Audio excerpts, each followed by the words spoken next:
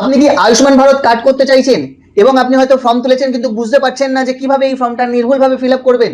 অনেকের মধ্যেই ভয় থাকে যে এই ফর্মটাতে যদি কিছু ভুল করি তাহলে ফর্মটা রিজেক্ট হয়ে যেতে পারে। তো চলুন আজকের ভিডিওতে আমরা দেখাবো কিভাবে আপনি হাতে এই ফর্মটা নিজে বাড়িতে বসে একদম নির্ভুলভাবে ফিল আপ করে নিতে পারবেন। তো এখানে যে ফর্মটা নেওয়া হয়েছে সেখানে রাজ রয় বলে যিনি আছেন তিনি হলেন হেড অফ দ্য ফ্যামিলি, তার এজ হলো 70 বছরের মধ্যে। তো এখানে কিন্তু দুটো আয়ুষ্মান ভারতের ফর্ম বেরিয়েছে, একটা হলো যাদের বয়স 70 বছরের মধ্যে এবং একটা হলো যাদের বয়স 70 বছরের বেশি। তো এখানে আমি যে ফর্ম ফিল আপটা দেখাচ্ছি যার বয়স 70 বছরের মধ্যে তার জন্য। তো এখানে দেখতে পাচ্ছেন ডেটের একটা অপশন আছে, এখানে আপনি যে ডেটে ফর্মটা জমা করছেন সেই ডেটটা এখানে লিখে দেবেন।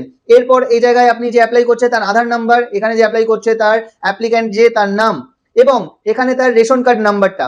এখানে আপনি দেখতে পাচ্ছেন আমি রেশন কার্ডের type plus ration card number লিখেছি। আপনি চাইলে শুধুমাত্র রেশন কার্ড নাম্বারও লিখতে পারেন। এখানে এসে আপনাকে রেশন কার্ডটা কি ধরনের রেশন কার্ড সেটা আপনাকে ঠিক করতে হবে। তারপর এখানে আপনাকে মোবাইল নাম্বার লিখে নিতে হবে এবং যিনি অ্যাপ্লাই করছে তার জেন্ডার এখানে ঠিক করে দিতে হবে আপনাকে। তারপর তার ডেট অফ বার্থ এখানে আপনি দিয়ে দিলেন। তারপর সম্পূর্ণ অ্যাড্রেসটা আপনারা আধার কার্ড দেখে দেখে লিখে নেবেন এবং ডিস্ট্রিক্ট, ব্লক, গ্রাম পঞ্চায়েত, আপনার ফ্যামিলি হেড নেম, কতজন ফ্যামিলি মেম্বার আছে এবং যিনি ফর্ম ফিল আপ করছেন তার প্যান কার্ড নাম্বার এখানে লিখে দেবেন।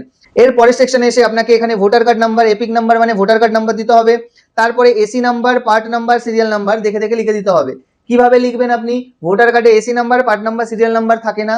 আপনি যে ভোটার স্লিপ দেখে ভোট দিতে গেছিলেন সেই স্লিপে কিন্তু পরিষ্কার লেখা আছে আপনার AC number, part number, serial number. যদি না জানেন আশেপাশে কারোর থেকে জিজ্ঞেস করে নিতে পারেন বা অনলাইনে কিভাবে আপনি ভোটার কার্ড নাম্বার দিয়ে এই ডিটেলসটা পেয়ে যাবেন সেটার একটা অলরেডি ভিডিও করা আছে, আপনি চাইলে চ্যানেলে গিয়ে দেখে আসতে পারেন। এরপর আপনাকে স্বাস্থ্যসাথী কার্ড নাম্বার দিতে হবে। 17 ডিজিটের স্বাস্থ্যসাথী কার্ড দেখে দেখে স্বাস্থ্যসাথী নাম্বারটা বসিয়ে দেবেন। তারপর এলিজিবিলিটি ক্রাইটেরিয়া দেখতে পাচ্ছেন এখানে 10টা করে পয়েন্ট আছে। এই পয়েন্টগুলোর মধ্যে কোনো একটা পয়েন্টের জন্য যদি আপনি এলিজিবল হয়ে যান তাহলে কিন্তু আপনি এলিজিবল এই আয়ুষ্মান কার্ডের জন্য। যদি আপনি গ্রামের বাসিন্দা হয়ে থাকেন, পঞ্চায়েত এলাকার যদি হয়ে থাকেন তাহলে সেই ক্ষেত্রে আপনি ফর রুরাল এই সেকশনটাকে টিক করবেন। আর যদি আপনি শহরের লোক হয়ে থাকেন তাহলে ফর আরবান এই সেকশনটাতে আপনি টিক করবেন। তো এখানে দেখতে পাচ্ছেন অনেকগুলো অপশন আছে, যেটা হ্যাঁ হবে সেটা ইয়েস, যেটা না হবে নো। এখানে কিন্তু অন্তত একটা আপনাকে ইয়েস করতেই হবে তাহলেই আপনি এলিজিবল। দেখতে পাচ্ছেন এখানে আরবানের ক্ষেত্রে একটাতে কিন্তু ইনি এলিজিবল ইয়েস, বাকিগুলো সব নো হয়ে গেছে। তো সেই ক্ষেত্রে কিন্তু ইনি এলিজিবল।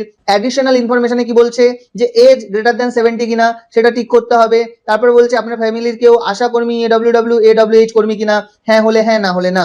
ঠিক আছে, এটা কিন্তু একটু উল্টো কোশ্চেন আছে, এটা না হলে ইয়েস করতে হবে, হ্যাঁ হলে নো করতে হবে। তারপর এক্সক্লুশন ক্রাইটেরিয়া মানে এই জিনিসগুলো যদি আপনার হ্যাঁ হয়ে থাকে তাহলে কিন্তু আপনি এই আয়ুষ্মান কার্ড পাবেন না। কি কি?